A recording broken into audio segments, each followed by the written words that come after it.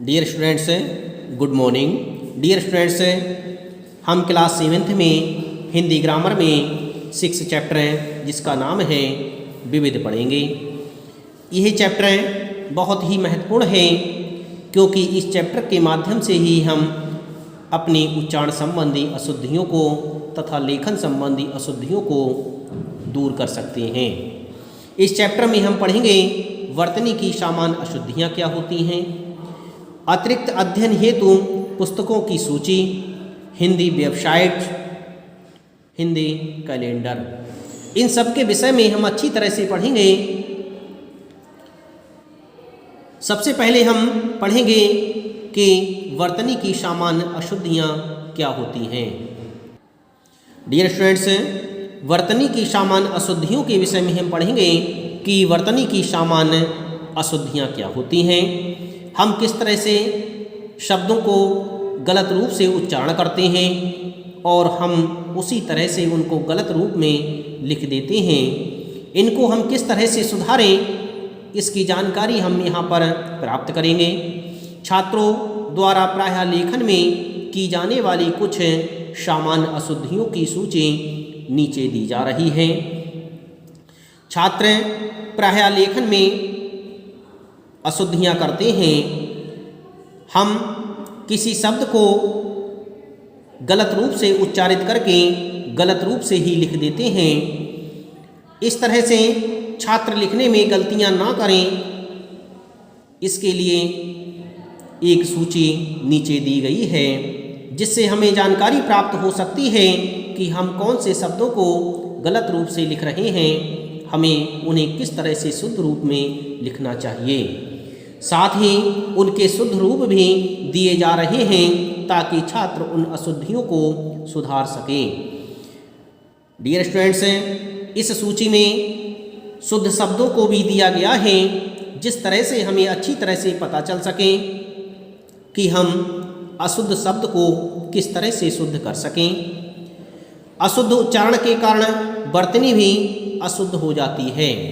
यदि हम उच्चारण अशुद्ध रूप से करते हैं तो हमारी वर्तनी भी अशुद्ध हो जाती है, क्योंकि हम जैसा बोलते हैं वैसा ही लिखते हैं, इसलिए हमारी लेखन में भी अशुद्धियाँ होती हैं।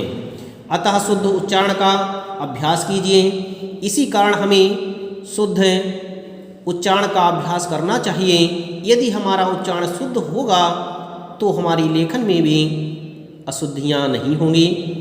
हम शुद्ध बोलेंगे तो शुद्ध ही लिखेंगे, इसलिए हमें शुद्ध उच्चारण का अभ्यास करना चाहिए, हमें शुद्ध उच्चारण करना चाहिए। इसके लिए हमें कुछ शब्द देखने हैं, जैसे अशुद्ध वर्तनी, शुद्ध वर्तनी। अशुद्ध वर्तनी में शब्द लिखा हुआ है आकाश। आकाश शब्द अशुद्ध है। यदि इसको हमें शुद्ध लिखना है तो हम लिखेंगे आकाश।